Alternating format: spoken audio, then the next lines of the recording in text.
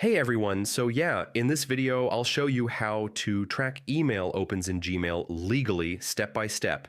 If you manage clients or business emails, knowing whether emails are opened can be useful.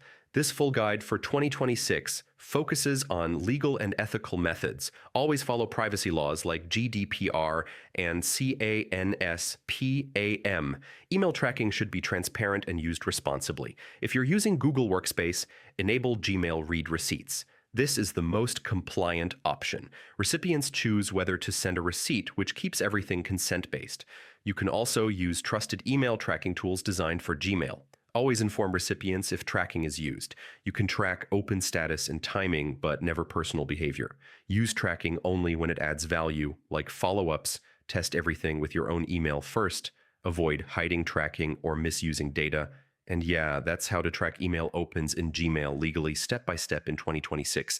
If this helped you, like the video, subscribe to the channel, and I'll see you in the next tutorial.